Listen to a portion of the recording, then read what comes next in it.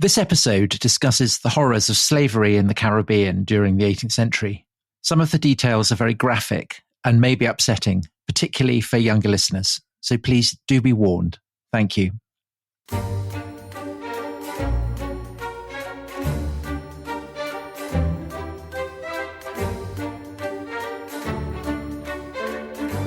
For want of dwelling near enough to the blessed truth, I was leavened too much into the nature of the people there, which are masters and mistresses of slaves. Though I never had, nor would have, any of my own, but by conversing, trading, and living daily amongst them, where there is vast numbers, abundance coming daily to buy goods and to beg, some to steal. We had abundance stolen from us at times, the worth of 10, 15, or near 20 shillings at a time. Come into the shop, whole droves together. Lay the scheme, I suppose, come by appointment. When many are come in, they seem in great haste. One would say, serve me. Another, serve me, serve me. Come sometimes by twilight and within night. Then was their time. So when we were in a hurry, one would run away with one thing, one with another, and so on. Very much we lost, to be sure. Sometimes I could catch them, and then I would give them stripes sometimes. But I have been sorry for it many times, and it does grieve me to this day, considering the extreme cruelty and misery they always live under. Oh, my heart has been pained within me many times to see and hear. And now, it is so. So Tom Holland, that very moving reading is from All Slave Keepers That Keep the Innocent in Bondage, Apostates by Benjamin Lay, which was printed in 1737 in Philadelphia. It was printed by, I read from you in your notes, none other than Benjamin Franklin. It was. And Benjamin Lay, who is much less well known than Benjamin Franklin, he is the subject of today's podcast, and we are celebrating him, aren't we, Tom? A man short in stature, but great in impact. And great in heart, I think. Great in heart. He was the world's first, or you're claiming he was the world's first abolitionist. I'm not actually claiming that. Rowing back from the title within 3 minutes of the podcast. Well, as regular listeners will know, you're a great one for the dramatic title that doesn't necessarily correspond to the theme. So Benjamin Lay, as you said, he is very, very short of stature. He was 4 feet 7 inches in height. That is short, according to one of his biographers. He was also a hunchback. When he grew older, he had a kind of very long white beard. So very striking appearance, kind of very unusual appearance. And as you say, isn't really a kind of great name to play with. He grew up in Essex. So initially your first attempt at reading that was in an Essex accent, but it became Australian. And so abandoned. You abandoned that. Get thinking, white stilettos, and a white van, but it all fell apart. So he ended up traveling from Essex to Barbados in the Caribbean, and then to Philadelphia and Pennsylvania in the 18th century. So he was born in 1681, died in 1759. And Tom, that reading, so you chose that reading. I got about halfway through it and I thought, I have no idea what's happening in this reading. He's describing when he's in Barbados, yeah. And he and his wife, who interestingly was also similarly about 4 foot high, yeah, and also a hunchback. So a very, what are the chances? Yeah, very. I don't know whether they'd met on a dating app or, I mean, who knows? They had moved to Barbados and they ran a business, and starving slaves would come in and basically would shoplift. Right. And Benjamin Lay is describing how they would do this, and then how in his anger he would whip them. So he says, give them stripes. He would give them stripes. And then how he became crippled with guilt by this. Yeah. And mortified by it. And he ends up deciding that slavery as an institution is wrong, and arguing this very, very early on in what becomes the great kind of firestorm of abolitionism that sweeps the Anglo-American world in the 18th century, culminating in British abolitionism and then in the long run, the American Civil War. And so, I mean, he's not the first abolitionist. So we talked about Las Casas, Bartolomé Las Casas in the 16th century, who essentially, because he's thinking of the world in terms of human rights, this idea that every human being is created equally in the image of God and therefore has God-given rights, which becomes a kind of fundamental part of Catholic doctrine. He comes to the conclusion that slavery as an institution is wrong. There are Protestants in late 17th century England who come to the same conclusion. But Benjamin Lay is a kind of very striking example, I think partly because his appearance is so striking, but also, as we will see, I think you might legitimately describe him as the first activist, perhaps rather than the first abolitionist, because he makes the case that slavery is wrong with a series of stunts that I think will be very familiar to people from the kind of things that Extinction Rebellion are getting up to now, and so on, things like that. So I think he's a really fascinating example, and he focuses attention on questions that we have kind of discussed tangentially several times in the over the course of the podcast, and that has often been raised in the Discord, which essentially is the question of, if the tradition of abolitionism is emerging from a specifically Christian context, which I think it absolutely is, why is it so late? Right. So why is it not until the 17th and 18th century? How are Christians justifying having slaves? And how is it that around the 17th and 18th century, certain Christians are coming to think that the whole institution of slavery is wrong? Okay. Well, let's start with Benjamin Lay himself, Tom. So he is born in 1681. And as people would have guessed if they'd only been treated to my original opening in that excellent accent, he's from Colchester. In Essex, yeah. In Essex, in the southeast of England. So tell me a bit about his background. So his parents are Quakers. Right. And he's born, as you said, in 1681. So that's absolutely within living memory, the incredible convulsions of the Civil War in England and the Republican period that had followed that. So the rule by Cromwell.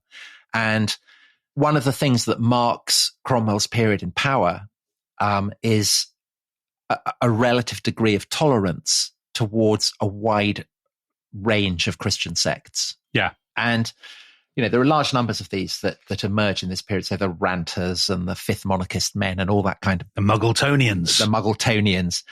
The sect that emerges in the 1650s that has the most enduring impact and that is still very much around today are the Quakers. Yeah. And their origins are much more kind of radical and unsettling for their contemporaries in the 1650s than they come to be. They come, kind of relatively speaking, to be tamed. Yeah. But in the 1650s, they're recognizably part of this sense of the world turned upside down.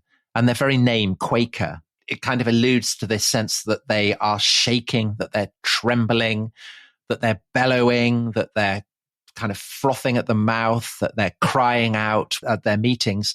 And so it's a bit like the Ranters. Yeah. The Ranters have gone, but the Quakers survive. And the thing that's evident about the Quakers right from the beginning is that they reject kind of institutional frameworks. So priests, pastors, people who claim a particular authority over their flock. Yeah. And so although it's associated with the name of George Fox, who is kind of traditionally named as the founder of the Quakers, that's not actually accurate. Basically, there are lots of people who kind of emerge at similar points, similar places, and they coalesce to form a kind of recognizable group of people. So these are people who, as it were, they're the furthest possible extreme of the kind of the Puritan, I don't know, semi-Republican, radical, I suppose is the right word, the radical movement in the 1640s and 1650s that has flourished in the ruins of Charles I's kingdom. Yeah, so they are at the radical edge of the radical Protestant Reformation. Yeah. And that their radicalism is expressed in various ways. So one of them, and I think in the context of our story, perhaps the most important, is the idea that there's a kind of the spirit is within them and that this spirit is a kind of fire. So there's an early Quaker called Robert Turner, and he says that the Lord moved his good spirit in me and his word came unto me, which was in me as a fire. Right. So the Quakers have, obviously they have scripture, they have the Bible, but what matters is not just the objective reality of what's printed on the page, but the way that you understand that with this kind of spirit within you, the fire of the Holy Spirit, enables you to penetrate to the kind of the hidden depths that otherwise would be hidden. And this is why Quakers boast that essentially, Catholics, Anglicans, even Presbyterians have priests, they have elders. They have people in authority. But the Quakers don't have that. They're unmediated. Their relationship with the Bible is absolutely unmediated. Yeah, one-to-one. Yeah. It's one-to-one, and it's the feeling that is rising up within you that enables you to interpret it. There are other ways as well that will also be very influential on Benjamin Lay and his long-term campaign against slavery, which is that the Quakers are committed to a sense that all humans are absolutely equal. Right. Not just because they've been created equally in the image of God, but within the fabric of society, that no one person is better than the other. Yeah. So they have, they reject all titles. They reject any claim that men might have to a kind of superiority over women. So kind of a very radical sense of gender equality. They're very austere in their personal habits, which is a crucial part of what makes them influential almost immediately. People see them as kind of saintly figures. Yeah. And they are very, very into expressing these views through a kind of activism. So the famous thing that they do is refuse to take their hats off. That is unbelievable. That's absolutely shameful behavior, Tom. Shocking subversion of everything that... Well, actually, you know what? I mean, we're joking about it, but if you're in the 1650s or the 1660s, not taking your hat off is a big deal, isn't it? Completely shocking. Yeah. And Alec Ryrie, who's a brilliant historian of Protestantism, wrote a wonderful book about it. He tells a story of a servant girl called Elizabeth Andrews, who is, she works in the house of Lord Newport. So he's not just her social superior, he's an aristocrat. And when she is serving guests at table, she refuses to curtsy to them. Ooh. And the guests are kind of more amused by this, I think, than outraged. I mean, it's so shocking that they can't even be offended. It's like she turned out with no clothes on or something. Yeah, we'll come to that in a minute. But and they offer her £20 to curtsy. I mean, that's a hell of a lot of money in the 17th century. And she refuses. And she says, I durst not do it, for all honour belongeth to God. So she turns down £20, refuses to curtsy. Now, you mentioned the nudity. Yeah. Quakers in the 1650s are quite into nudity. You amaze me. and they're doing this not like the Adamites, who are also part of the swirl of the religious times, who are doing it because they say, you should try and get back to the primordial innocence before the fall. Quakers are doing this as a kind of activist stunt. So they are saying that they're doing it to highlight the way in which priests, prelates, Presbyterians are hypocrites, and that they are stripping off their clothes to kind of demonstrate the way in which... They should be stripping off the priest's clothes, really, I would have said. But anyway, there you go. Yeah. Well, but also it's targeting Cromwell. So there's a Quaker in 1654 who walks through the streets of Oxford absolutely naked. Yeah. And he's doing this to make a kind of visual prophecy that in time, very soon, Cromwell will be stripped of his... Tom, you know my views on Oliver Cromwell. He is not a man, I imagine, that would, in a million years, walk through the streets of Oxford naked, is he? No, but he is quite tolerant of the Quakers. Is he? Because I said that there's a kind of a radical gender equality by the standards of the age. So women are as ready to preach this message as men. And one of them walks into his private quarters in Whitehall. Clothed or unclothed? Clothed. Right. But she sits down next to Cromwell. She kind of bursts into his bedroom, sits down next to him, calls him a dunghill, and then basically spends an hour haranguing him, urging him to become a Quaker. And Cromwell, to give him credit, I mean, he sits there and hears her out and then has her escorted very politely out. So there's no kind of a comeback. That's nice. And amazingly, there's another woman who's a former housemaid. She goes to America. So she's one of the very first Quakers to arrive in America. Yeah. And she's treated very, very badly by the Pilgrim Fathers out there. So the Puritans in New England. She's whipped and then she's deported. So what she does is she goes back to Europe, and she goes to meet the Sultan. The Ottoman Sultan. Crikey, she meets him at Adrianople, Edirne. I can't see the Ottomans caring for being addressed by naked people, calling them dunghills. Well, again, the Sultan is much more like Cromwell is much more tolerant than the Puritans in New England. Hears her out, and the woman says that he was very noble unto me. Oh, so there is, I think, a sense in which people are willing to, whether it's Cromwell or the Ottoman Sultan, are willing to. These people are so extraordinary. Yeah, that they're almost, they're almost kind of figures of fun, perhaps. Right. But so earnest, so brave. Mixed in with that is a sense that they are to be respected. But having said that, Quakers can go too far. So the most notorious example of that is 1656, a Quaker by the name of James Naylor, who gets so carried away with this sense that he's possessed by the Spirit that he actually identifies with Jesus. And on Palm Sunday, he simulates Jesus's entry into Jerusalem, with people laying down palms in front of him. He does it into Bristol. So casting Bristol as the new Jerusalem. And this goes down terribly badly. And although Cromwell doesn't approve of the fate that's visited on him, he suffers horribly. So he has a red hot iron kind of goes through his tongue, leaves a hole in it. He has B branded on his forehead for blasphemer. He does 2 years hard labor. So the Quakers are kind of steering close to the wind, and sometimes horrible things happen to them. But what happens in the wake of the Restoration is that that spirit fire, if you want to put it like that, starts to fade. Yeah. And so Benjamin Lay is born into a world where Quakers are a good deal less radical in their kind of public manifestations of the spirit than they had been. But the thing about Lay is that he kind of holds true to that primal sense of radicalism. Were his parents very keen? They were. They seem to have been a direct influence on him. So tell me, you said he was short.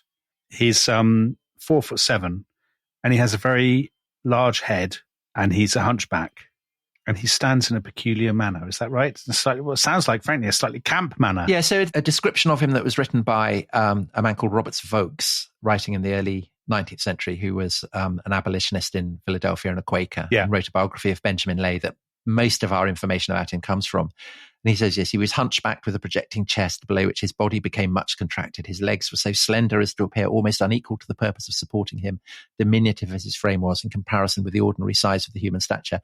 A habit he had contracted of standing in a twisted position with one hand resting upon his left hip, added to the effect produced by a large white beard that for many years had not been shaved, contributed to render his figure perfectly unique. Right. So a striking figure. And he, his parents are humble. So he's an autodidact. So he works variously as a shepherd, as a glover, works in agriculture, works as a sailor. And in the course of one of his voyages, he visits Syria. He could have met up with that Quaker woman who went to Constantinople. Well, it's later. It's several decades after that. But all the time, as Quakers do, he is reading and reading and reading. And his sense that the Spirit is on him is informing his reading. So he loves Milton. He said... He said to presented George I with one of Milton's tracts. So obviously the idea of presenting a king with Milton, who was a famous defender of regicide, is of course very Benjamin Lay. But also a German king whose English is famously not very good. I mean, he's not going to be dipping into Milton. Right. So that's probably why he got away with it. Yeah. Yeah. And Benjamin Lay feels that the Quakers, maybe 50 years after they'd first started appearing, are starting to become a bit Presbyterian, a bit Anglican, in that they're starting to get a hierarchy of elders. Oh, they're selling out. They're kind of selling out. And he's very opposed to this. And he starts to disrupt Quaker meetings, objecting. And Vokes has this description of this. He says his temper was violent, but it was always excited for mercy's sake and in behalf of those who dared not assert their own rights. Okay. So you can imagine he would be a nightmare on Twitter. Yeah. He'd be throwing cans of soup over paintings and stuff. All that kind of thing. Yeah. All that kind of thing. And basically the Quakers get fed up with him and he gets expelled from their kind of various meeting places. Right. And you might think that this would be terrible because he's now on his own and what's he going to do? Well, the answer is that he meets this woman called Sarah Smith, who, as I said, is also a dwarf, also a hunchback. And they get married and the pair are absolutely devoted over the course of their life. So that's nice. She is the great rock on which he builds his life. And the pair of them set up as drapers in Colchester, but it doesn't seem to have gone well. And so they decide that they are going to make a new life for themselves by going to Barbados. So they do this in 1731. That is a hell of a big leap. Colchester to Barbados. Yeah, it absolutely is, especially because by this point he's about 50. Yeah. So, that's quite a step to take. So things must have been, we can surmise from that things probably went very badly for the drapery trade in Essex. Yes. In the 1720s for him to make such a radical break. Anyway, he goes to Barbados. Of course, he would know before he went there that there were lots of slaves in Barbados, wouldn't he? I mean, it wouldn't be. That's not a secret. Of course, everybody knows that. Yeah. So Barbados in the 18th century is about as close to hell on earth as you can imagine. And, we think of it now as tropical paradise and all that kind of stuff. But by the 18th century, it's long since been stripped of all its native vegetation and it's been turned over to the growing of sugar. Yeah. And the problem with this is that what you have with kind of rotting sugar stalks, you have, great vat of water everywhere for the processing, and you have all the warm bodies of people who are laboring there. Yeah. This is absolutely perfect breeding ground for the Egyptian mosquito that breeds yellow fever. So essentially to be on Barbados is kind of a death sentence. Yeah. And so the corollary in turn of that is that people who go there and who work on it almost invariably die. And so how are plantation owners going to get the workforce that they need to produce the sugar that is the basis for all their wealth? And so, as everyone knows, the solution to this is to start importing slaves from Africa. Yeah. So the Portuguese and the Spanish had used slaves on their sugar plantations in the late 15th, early 16th century. And I guess by this point, it's just become completely globalized and industrialized, hasn't it, as a process? And I think Barbados is it's entirely given over to it. Yeah. It's smaller, say, than Jamaica. And so therefore the concentration of suffering is all the greater. And basically by the time that Benjamin Lay goes there are about 9,000 Europeans, but there are 70,000 Africans who obviously are enslaved. And, it takes Benjamin Lay a bit of time fully to appreciate what the implications of that are. I mean, initially, the thing that horrifies him is that a wild hog kind of roots in his garden, and so he kills it. And the shame of this makes him a vegetarian. Yeah. So, crikey. Yeah. So that's kind of the initial focus of his feeling of guilt. But then he cannot help but be aware of the suffering and the horror that underpins the wealth of this colony that he has come to make money from. Yeah. Because he's gone there to work as a merchant in the harbour or something, hasn't he? Yes. So the money that he is hoping to make ultimately derives from the suffering of the African slaves. I think it's important that people know what was going on in these plantations. So I don't want to shy away from the detail. But having said that, what I'm about to describe is, listeners should be warned, it is absolutely revolting. And so if you're of a disposition to find such things too upsetting, then please don't listen to it. And particularly if you have children, be warned. So I guess it will take up, about 4 minutes. So that warning given, here we go. So the only way that these 9,000 Europeans can keep order with many, many times their number as slaves is with spectacular displays of cruelty. And so they have to be public. This is the whole point. So slaves who are rebellious, who are infractious, who try and escape, they are executed not just publicly, but with the aim of inflicting as much pain on them as possible. As a deterrent. Yeah. Yeah. So they might have their limbs broken on a wheel. That might take hours. Mm-hmm. Others might be very, very slowly roasted. Others might be put into a cage and hung, in the marketplace, and they just slowly starve to death. The corpses of the dead slaves are then mutilated with the aim of encouraging slaves not to commit suicide, because the risk that slaves will commit suicide is absolutely an issue for slave owners.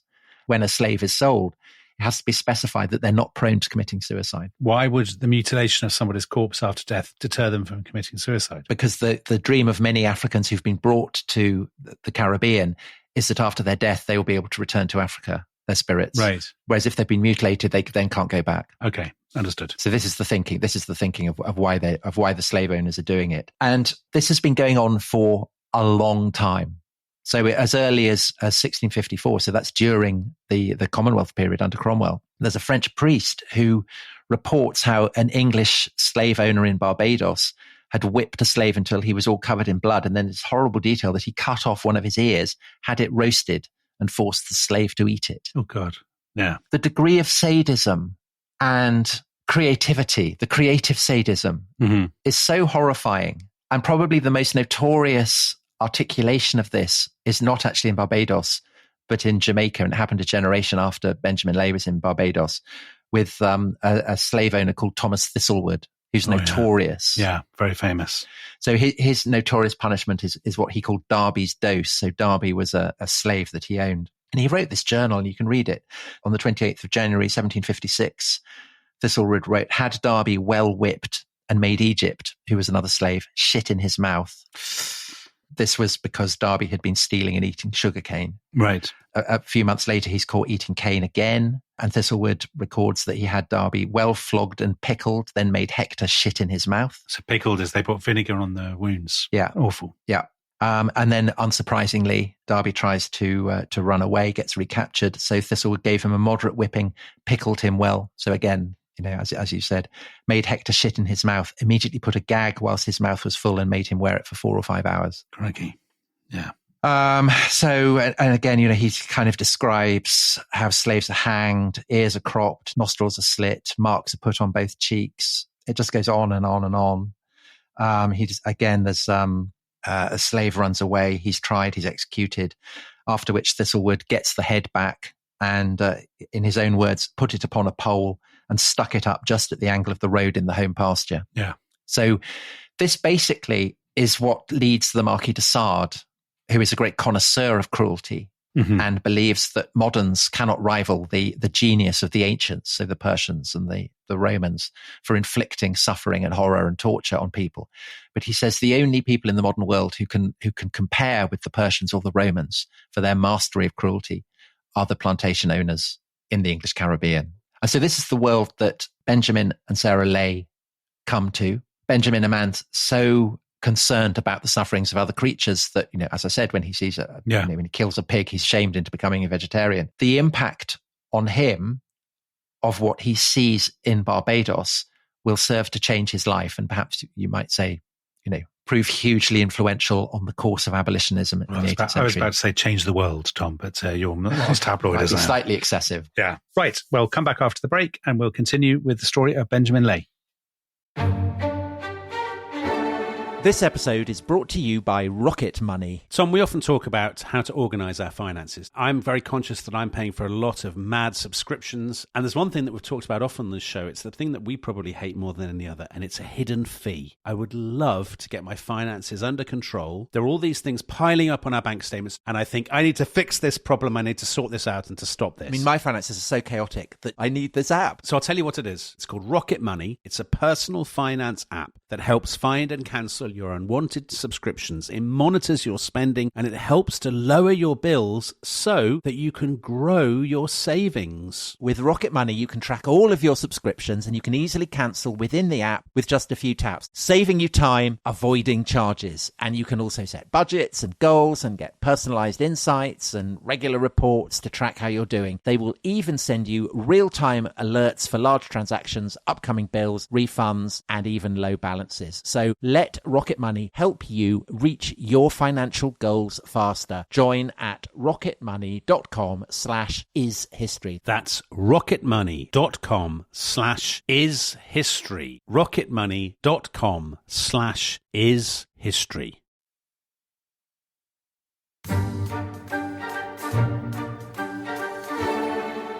The poor blacks would come to our shop and store, hunger-starved, almost ready to perish with hunger and sickness. Great numbers of them would come to trade with us, for they seemed to love and admire us, we being pretty much alike in stature and other ways. And my dear wife would often be giving them something for the mouth, which is very engaging, you that read this may be sure, in their deplorable condition. So that's Benjamin Leigh, who we were talking about in the first half, remembering his shop in Barbados. So, Tom, they've moved to Barbados, Benjamin and Sarah Leigh. And I'm assuming that, like probably a lot of people in Britain, they knew that obviously that there were slaves in the Caribbean, but the enormity of it, the horror of it was just a blank to them. They just didn't appreciate. And they get there and then they realize, in their own words, they're in a place of barbarity and ill-got wealth. So do you think that dawns on them gradually, or do they realize basically not long after they've got off the boat? So Benjamin Leigh, obviously initially, as was evidenced by the passage you read right at the start of the show, is kind of torn between indignation that slaves are coming in and shoplifting, which is why he uses the whip on them and then is crippled with guilt about this, but also starts to realize that they are, that they're starving, which is why he and his wife start to give food where they can. And he has a very vivid description about throwing food for the slaves out into the streets. And he says, stinking as to be sure it was, yet the poor creatures would come running and tearing and rending one another to get a part in the scramble of that which I am sure some dogs would not touch. So that obviously is a manifest, the fact that these slaves are starving is something that he's starting to become very upset by. But it's a few months before he sees for his own eyes the horrors that slave owners, among whom are Quakers, are perfectly capable of inflicting on their slaves. And so there's one particular day he goes to visit a fellow Quaker who owns a plantation outside Bridgetown, the main town in Barbados. And he and his wife, they walk up to the house and they find a naked African who is suspended outside their friend's house. And blood is dripping from the slave's body. Yeah. And it's formed a puddle in the dust. And obviously this has drawn flies. So they're swarming around the blood and they're swarming all over the slave's wounds. And the Leys are appalled by this and confront their friend. And the friend doesn't feel he has anything to be guilty about. He says the slave misbehaved. Yeah. He's my property. He has to be punished. And it's this, I think, that sets Ley upon the path that leads him to think that it's not just that slaves should be well treated, which I'm imagining was his previous position, but that slavery itself is utterly wrong. And that it's this that leads him in the long run to write tracts on which he's drawing on his memories of what he saw in Barbados. So he describes slavery as being a kind of lingering martyrdom that could last, years and years and years. And the martyrdom, some above ground and some underground, in caves and dens or mines, are murdered by working hard and starving, whipping, racking, hanging, burning, scalding, roasting, and other hellish torments very sorrowful to consider. And he says that everything that is produced by slave labor, of which sugar is the principal product, he says that it is irrevocably polluted, in his words, with grease, dirt, dung, and other filthiness, as it may be limbs, bowels, and excrements of the poor slaves. So that's a metaphorical, that sugar is, you cannot put sugar into your tea and not taste the blood and sweat of the slaves who tended to the plantations, but also literally physical. So this is something that the Marquis de Sade also picks up on in a tone very different to Benjamin Ley's, it has to be said, that slaves will lose their limbs. The grinding of the cogs and the machinery that crushes the sugarcane, they are endlessly losing their limbs. They're endlessly falling into the contraptions. Their body parts are literally part of the sugar. Yeah. And so Benjamin and Sarah Ley turn abolitionist. And I think that the reason for this is partly the industrial scale of the horror that they're witnessing. It's this that makes them abolitionist, because Britain is starting to industrialize. And so the ability to inflict torments on slaves is greater than it's ever been before. Yeah.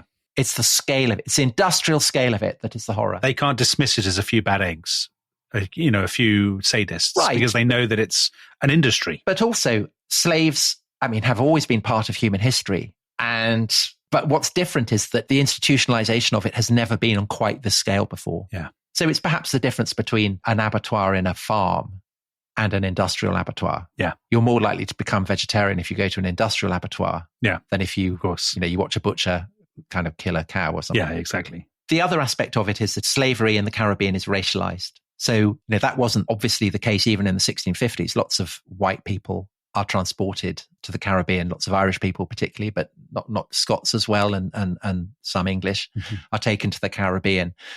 But over the course of the decades that have followed that, increasingly the workforce is black. Yeah. And that again is offensive to not just to Quakers, but essentially to Christian sensibilities, because if there has been one core Christian doctrine, it's that all human beings are equally created in the image of God. Yeah. And so that imposes quite a lot of strains on Christians who want to believe that black people are destined by their nature for servitude. And this is one of the things that over the course of the 18th century obviously feeds into Christian abolitionism. So not just for the Quakers, but evangelicals as well. Yeah. Undoubtedly, this is something that the Leys feel very strongly. This horror at the industrial scale of slavery, the racialized quality of slavery in Barbados, is what enables the Leys to feel that the Spirit is illuminating their understanding when they read scripture and read there that God wants slavery abolished. Because notoriously the Bible does not say that. At no point does the Bible ever condemn slavery as an institution. But the point is that Benjamin Ley's understanding of how the Spirit manifests itself and how it enables people who have the Spirit to understand scripture means that isn't a problem. he can read scripture and absolutely feel that it is written there that God is against slavery. Because the fire that burns in him tells him that, basically. The Holy Spirit or whatever. Yeah. Yeah. Absolutely. And so this, by, a few months after they've arrived in Barbados, is what gives them the certitude that they must oppose slavery in Barbados. It reaches such a pitch that they end up being driven out of Barbados by the slave owners. Well, I was about to say, I'm guessing that they are not popular dinner party guests among the slave owners of Barbados. No. So they get driven out of Barbados, and rather than go back to England, they decide to go to a city that has been founded by a Quaker. It's Philadelphia, the city of brotherly love. Yeah. And they think, well, there, surely we will get a hearing. And they go there and they discover that in Philadelphia, as in Barbados, there are whips, there are chains, there are slave markets, and they're appalled by this. The Philadelphia, then, of course, part of the British world. This is decades before the American Revolution. Absolutely. And they discover that, there are lots of Quakers in Philadelphia. The Lays are appalled to discover that most of them think, again, that slavery is absolutely fine. And so they're so appalled by what they find in Philadelphia that they move to a nearby town called Abingdon, which is just outside Philadelphia. And there they launch themselves into a career of activism. So what they do, and this I think will seem incredibly modern, and perhaps we should bear in mind that basically people have not been doing this. It's so common now. But what the Lays do is that they boycott anything that might have been procured at the cost of another creature's suffering. So they continue to be vegetarian. They make their own clothes. They drink nothing but water and milk. They live entirely on vegetables. They're basically vegan. Right. Crikey. In exactly the way that, vegan activists today would boycott all kinds of things. I mean, in the 1730s, this is astoundingly radical. Yeah. Really, really radical. Then 1735, Sarah dies. So they've been there about 4 years. And with her death, it seems to have unleashed Benjamin. He becomes increasingly radical in his protests. And he is, he's firing off the equivalent of blog posts, tweets, Facebook messages, all kinds of things. So endless tracts. He produces one against products that are dependent on forced labor. So sugar, obviously, but tobacco as well, and tea. Right. So this would be very like people opposing, he wouldn't use an iPhone, for instance, because he would say that that's been produced by the result of slave labor, that the metals that have gone into it. He'd be very against anything that might be contaminated by Uyghur labor, anything like that. I'd be concerned, Tom, to be brutally honest, whether he'd be a listener to this podcast. Well, I hope he would. Maybe he'd be vain enough to listen to this. Let's be frank, he'd be listening for you and not for me. Probably. There's no way of escaping that. Well, so he's against capital punishment?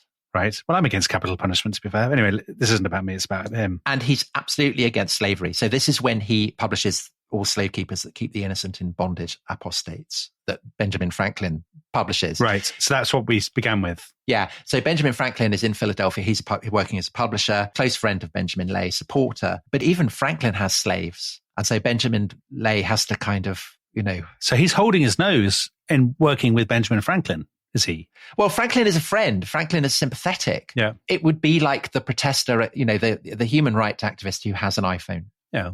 You could be as progressive as you want. Yeah. But it's very difficult, I guess, in today's economy to use things that are not in some way implicated in other people's suffering. That's the huge problem that Benjamin Lay is fighting. And his take on this is much, much more radical than that of others. And he has to kind of draw people's attention to it because it's not obvious to people, even to people like Benjamin Franklin, even to Quakers. Yeah. So this is why he starts adopting increasingly radical stunts. So as part of his campaign against tea trade, he takes a set of expensive china into the middle of Philadelphia and just drops it, smashes it. And that china is, this is a big deal in the mid-18th century. Massive deal. Yes. Massive deal. In the dead of winter, he stands outside a Quaker meeting house with no coat, with one of his shoes off. And when passerbys come up and worry about the fact that he's going to get a cold, he says that slaves are made to work outdoors in winter dressed as he was. So that's why he's doing it. Yeah. And very shockingly, he kidnaps the child of slave owners to show them how Africans felt when their relatives get abducted. It's a powerful gesture, but enormously risky. Enormously risky, yes. Does he not get punished for that? As in Essex, so in Pennsylvania, he's not popular with his fellow Quakers. This is the kind of things that do not make him popular. And his most spectacular stunt of all occurs at the annual assembly of the Philadelphia Friends. So he's left Philadelphia because he regards it as Babylon. But he comes back in for this in 1738. And he walks in, he rises to his feet, he smooths back his coat, he draws out a sword.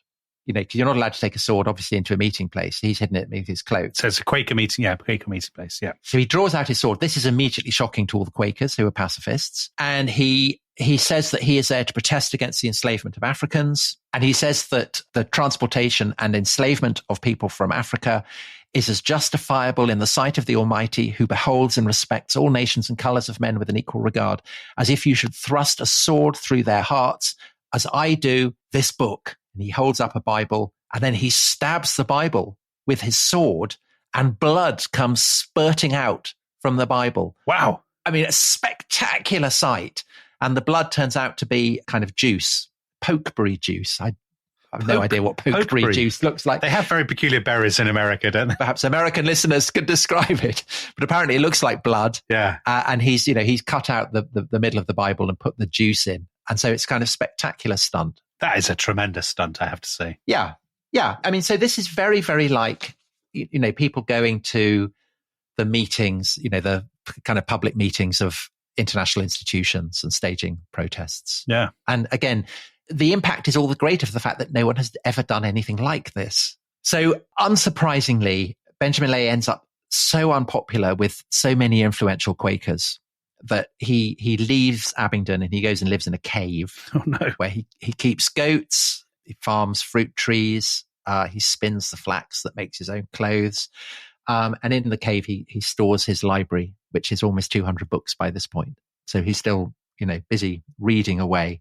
Yeah. And oddly, having been such a controversial figure, having been treated as a kind of massive annoyance by so many people, as the decades pass, he gets older and older, frailer and frailer. He becomes more and more of a kind of living reproach to people. Yeah. So Benjamin Franklin, he doesn't actually free his slaves, doesn't go that far, but he does draw up a will, and by its terms, the slaves that he does own will be freed on his death. Right. So there's that. Yeah. Finally, on his deathbed, so this is 1759 by this point. So it's about 20 years after he'd done his stunt with the Bible and the pokeberry juice in Philadelphia. News comes to him from another of the annual assemblies of the Philadelphia Friends that a vote has been held in it, and it has been agreed that any Quaker who not only owns but trades in slaves is to be disciplined. So basically, he's won. Right. And he says, I can now die in peace. And he dies shortly afterwards. And, it's an amazing story because although he's largely forgotten now, yeah, his example does, I think, clearly play a part in bringing the Quakers of Philadelphia around to opposition to slavery. And the Quakers in Philadelphia are so influential that they then start to have an impact on broader American society. And this, therefore, is part of what you might call the flame rush of the spirit through Anglo-American Protestantism that, by the early 19th century in Britain ends up resulting in abolitionism. Yeah. The abolition first of slavery and then of the slave trade. Because Lay, when he was growing up, Tom, in the late 17th, early 18th century, this is in a world in which basically there's no organized abolitionist movement, really, is there? I mean, there may be people who are opposed to slavery, but there aren't big campaigns in William III's England or something. No, I mean, it's a very, very, very eccentric position. So in the 1670s, there's a Quaker called William Edmondson who goes rather as Lay later does. He's gone to Barbados and been horrified by what he sees. And he then goes to the New World and campaigns against institutional slavery. So Lay isn't actually, despite our title, the first abolitionist. But what Lay does is to really, really kind of employ stunts, employ activism as a means for campaigning against it, and has this impact. And is he remembered by later anti-slavery activists, or did it take historians to kind of drag him out of obscurity, would you say? Well, so Robert Vokes, the Quaker who wrote the biography of him, does remember him. But no, I mean, the memory of him fades. A painting of him was found quite recently. So I'm sure both of us will put the picture of him. I have to say it's a pretty extraordinary painting, Tom. I mean... Yeah. I mean, he looks like something from a kind of Brothers Grimm illustration. It does. But I think people are more interested in him now for obvious reasons. Of course. Because he does seem a kind of a forebear of a lot of the character of activism, both in terms of Black Lives Matter, but also Extinction Rebellion that's happened over the past few years. So I'm just looking at memorials to him. There's a Benjamin Lay room at the Friend's house in London, which is the great Quaker headquarters. And there is a marker by his grave in Abingdon by the Pennsylvania Historical Museum Commission, but that was only put up in 2018. Yeah, he's a fascinating figure in himself, but obviously, I mean, he's interesting as he's incredibly a way into understanding both the nature of slavery in the British Caribbean, and also the reason why, in the long run, it comes to be abolished. And just to emphasize how radical that process of change is, because I think the problem for us today is that we are so much the children of Benjamin Lay. We so 100% accept that he's right. It seems so obvious to us that he's right that it's hard for us to kind of think back into a world where basically everyone takes slavery for granted. And it's not just Europeans, it's Africans who are doing the selling, it's the Muslims who are buying them as well. I mean, this is pretty much a kind of universal assumption in the Atlantic world. There's no problem with slavery. And that is why Lay is such a heroic figure, such a radical figure. Yeah, I think what makes his story so resonant, what's so interesting, is that so often we sort of struggle to comprehend what's going on in the 17th century or something, when, let's say, all these people at the court of Charles II or James II, they're all investing in slavery businesses. And so the temptation in the 21st century is to say, well, they must have been just wicked people, incredibly evil people. And it's sometimes hard to sort of explain that everybody did this. I mean, pretty much. It's like people now investing in stocks and shares, in any financial market. It's very difficult. All those people who listen to this podcast who have a pension, do you know what your pensions? Is your pension invested in companies that in 300 years' time our descendants will find repellent? And they'll say, how could they willfully blind themselves? In the way that in the 18th century, an awful lot of people, well, the vast majority of people in Britain would almost have willfully not been interested in what was going on in Barbados or the Caribbean. They wouldn't have bothered to find out. Yeah. I mean, the thing that's so striking is Lay's idea that it should be possible, in a sense, to kind of morally disinvest yourself from that. Yeah. But he takes it to very radical extremes. I mean, he goes and lives in a cave and, keeps a goat. I don't think many of us are going to do that. But I think what's the most powerful thing he did was actually that image of the sugar, that line that you had, Tom.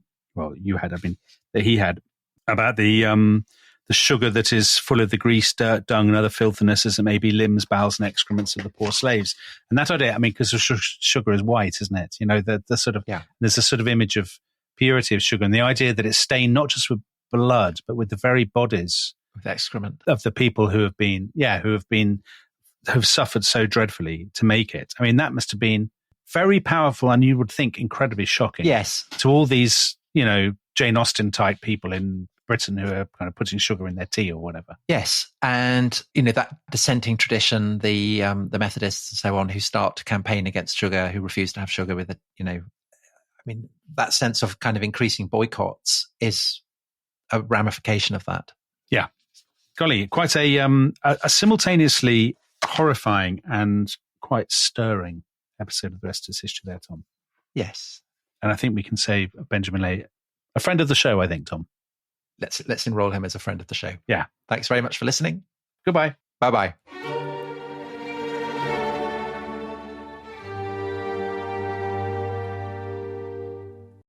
Thanks for listening to The Rest is History. For bonus episodes, early access, ad-free listening, and access to our chat community, please sign up at restishistorypod.com. That's restishistorypod.com.